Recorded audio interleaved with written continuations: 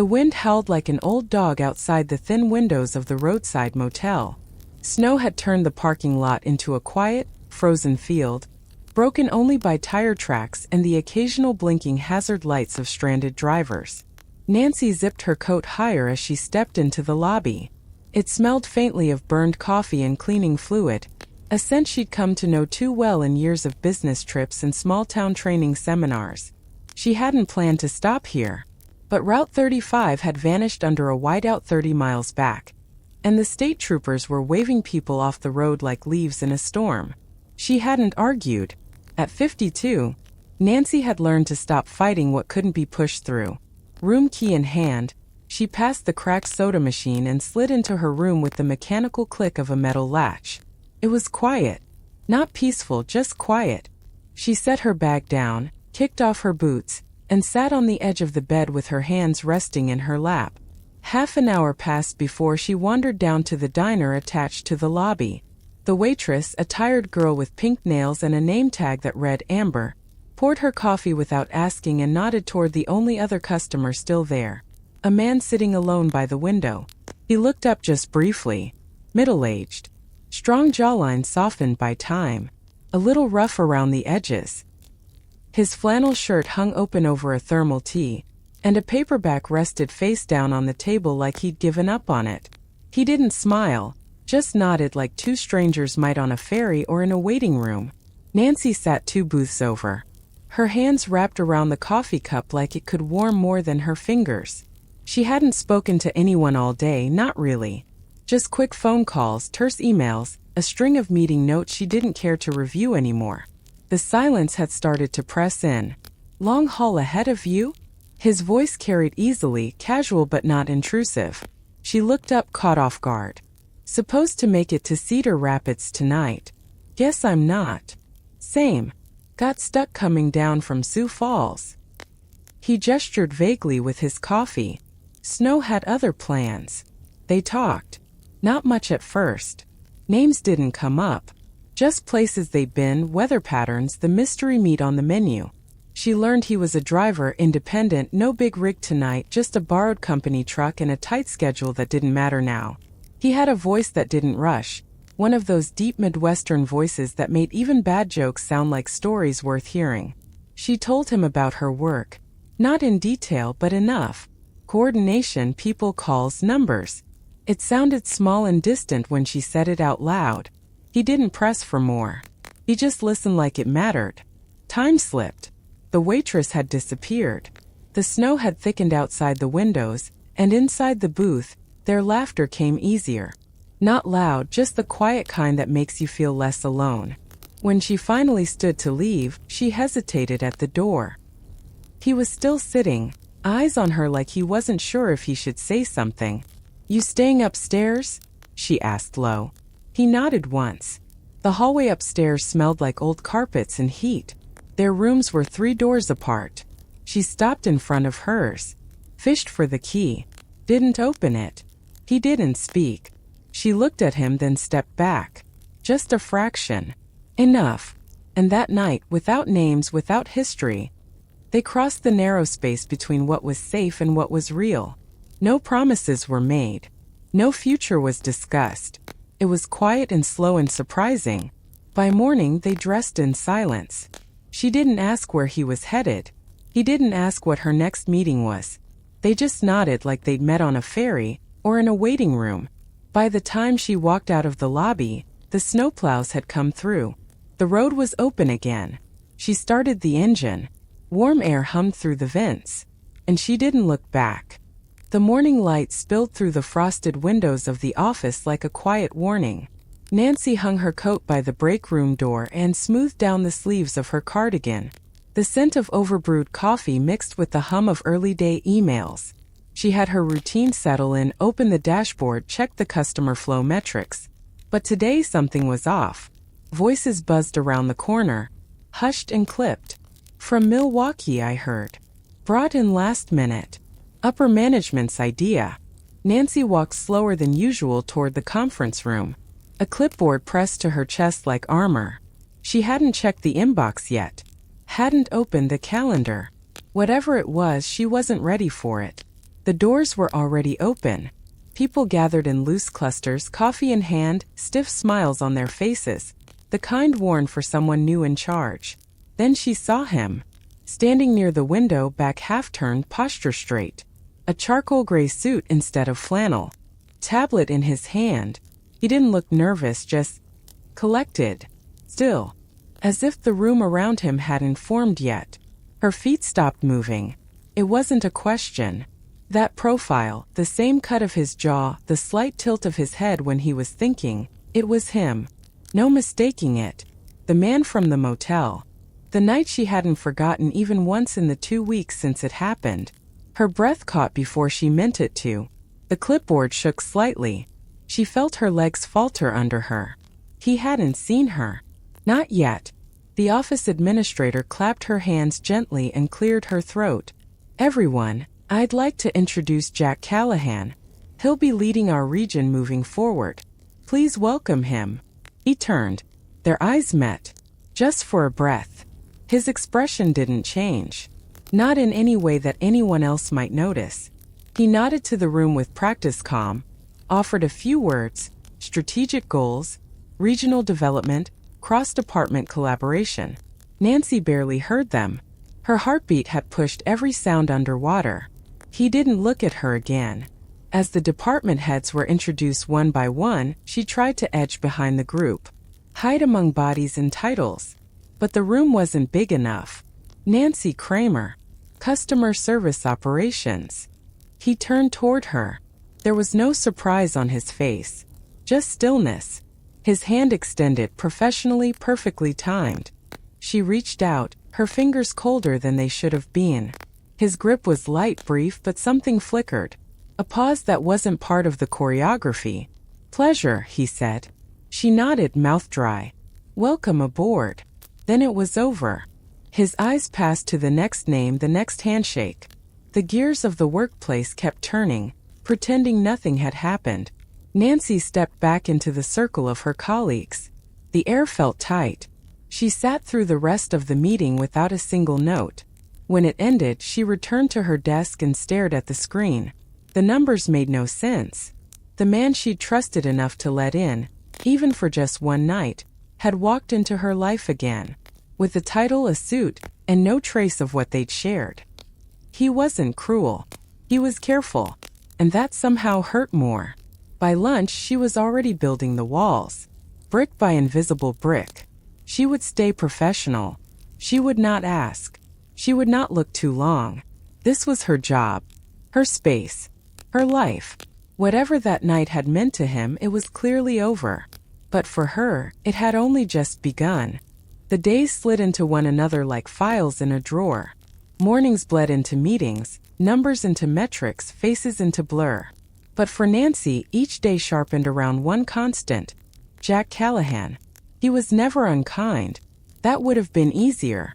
Instead, he moved through the office with practiced neutrality, assigning tasks, commenting on reports, redirecting conversations. He rarely raised his voice, but when he spoke, people listened. And when he looked at Nancy, it was always the same. Brief, professional, unreadable. Except once. The morning meeting. She was presenting a quarterly summary on client response times. She knew the data was strong. They'd streamlined ticket loads, resolved 18% more cases. But as she spoke, she caught the smallest twitch in Jack's brow. When she finished, he waited a beat before speaking. Your conclusion section, he said, voice level, reads more like a justification than an analysis. I'd recommend rephrasing with clearer accountability. The words landed like a stone in a glass of water. Not loud, but disrupting everything. Nancy's spine straightened. The conclusions reflect adjustments during system transition. The delays were anticipated. Jack didn't flinch.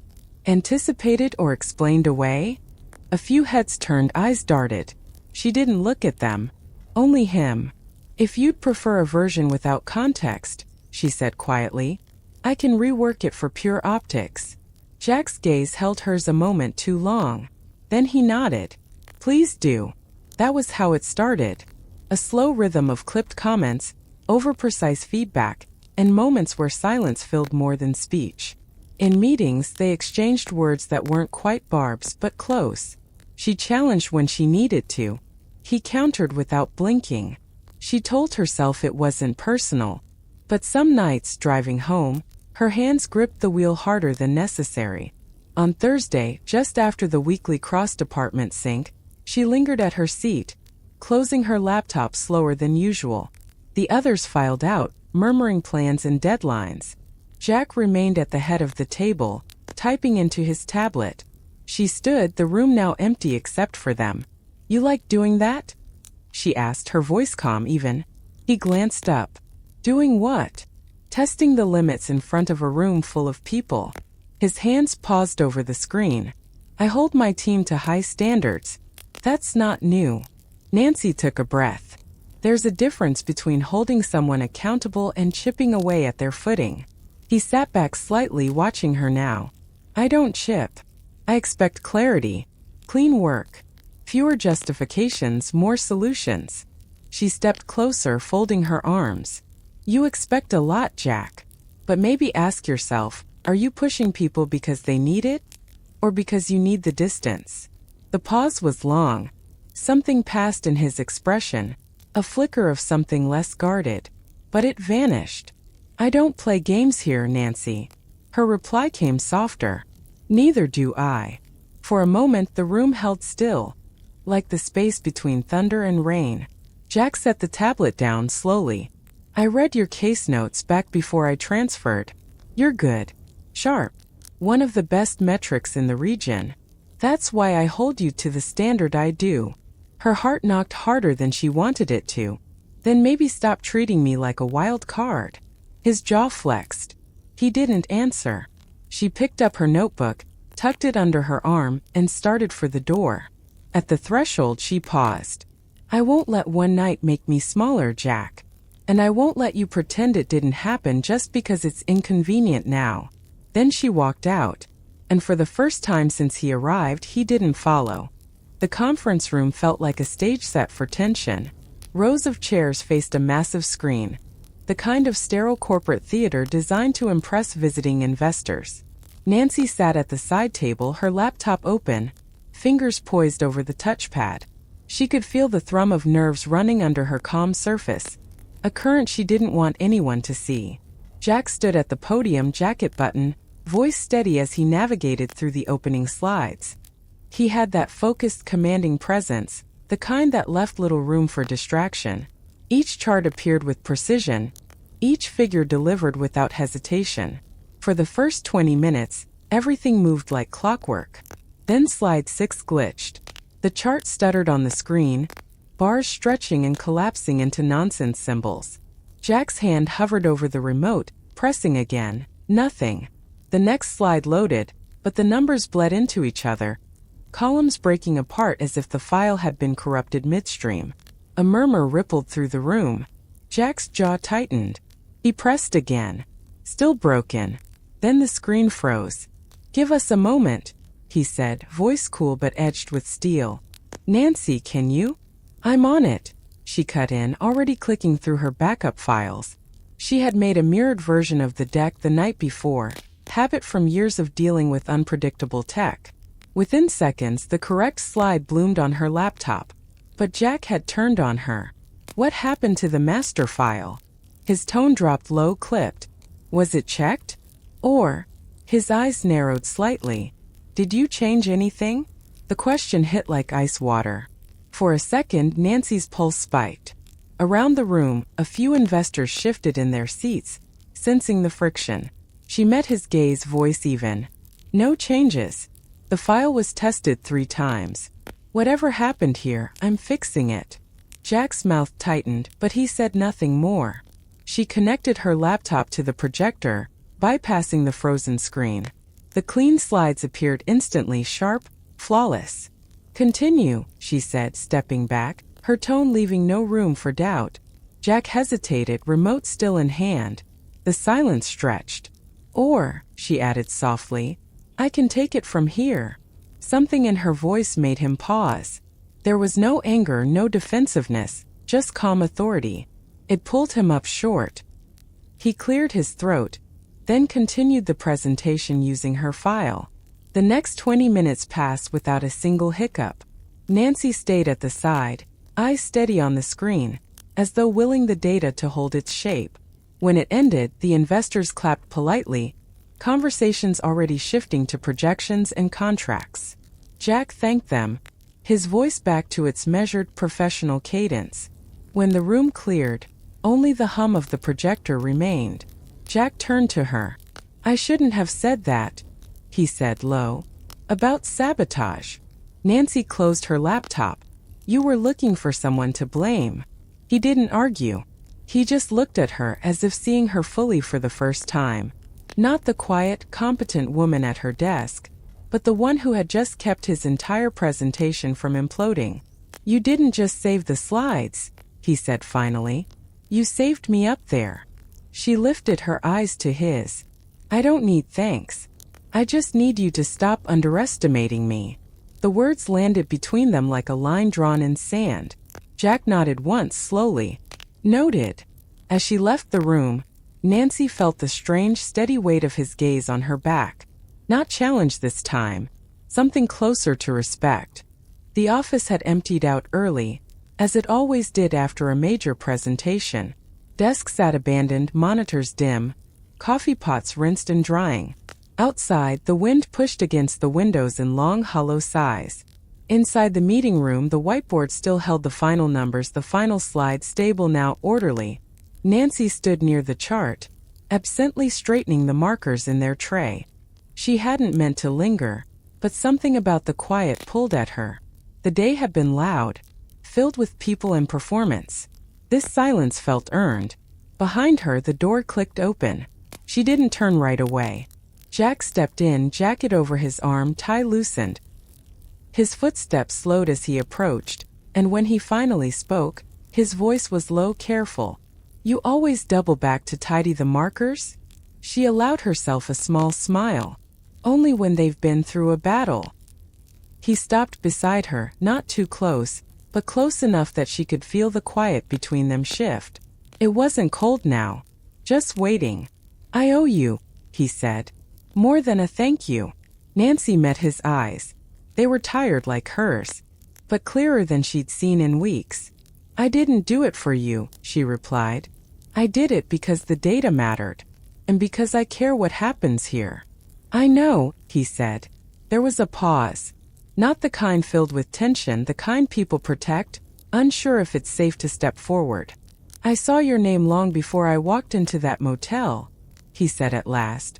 "They sent me candidate files, background reports. I skimmed most of them." "I didn't skim." Nancy's breath caught just slightly. She didn't speak. "There was something in the way you wrote," Jack continued. "Your reports weren't just clean, they were human. A little dry humor. A little defiance. You weren't trying to impress anyone. Just telling the truth." She tilted her head, curious. "So you remembered me." "I noticed you," he said, "before I ever knew you." He let the sentence settle, then continued. "When we met at that motel, I recognized your voice before your face. But I didn't stop it. I didn't say anything. I told myself it didn't matter. Just a moment, just a night." "But it did," she said quietly. He nodded. "It did. And then I walked into this job and there you were. And all I could think was, I'd already crossed a line before the first day even started. I was afraid if I admitted it, I'd lose what little control I had left." Nancy folded her arms, not defensive, just grounded. "And control matters more than connection?" "Sometimes," Jack said. "When you've lost enough already, control feels safer." His voice had dropped now, almost to a whisper. "But I didn't come in here to defend myself. I came in because I don't want to keep pretending you're just another staff name on a spreadsheet." Her throat tightened, not from emotion, but from the sudden weight of something honest. "I don't need a confession," she said, "but I do need truth. From here on out." He looked at her, steady and quiet.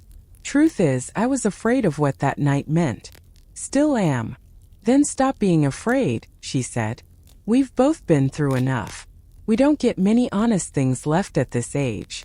Might as well pay attention when one shows up. The corner of his mouth lifted. Not a smile, not yet. But close. Deal, he said. Neither of them moved. But something had. The break room was half-lit, caught between afternoon glare and the soft hum of fluorescent bulbs. The scent of burnt toast lingered faintly, along with that familiar undercurrent of overused coffee grounds. Nancy stood by the machine, waiting for the brew cycle to finish, hands folded loosely, posture easy. She heard him before she saw him, the light rhythm of dress shoes slowing just outside the doorway. No urgency. No pretense. Jack stepped in, sleeves rolled, tie gone, a folder tucked under his arm. He looked different like this, not casual but unguarded. Last of the decent coffee? He asked, nodding toward the machine. Last of the tolerable kind, she replied, pouring a cup.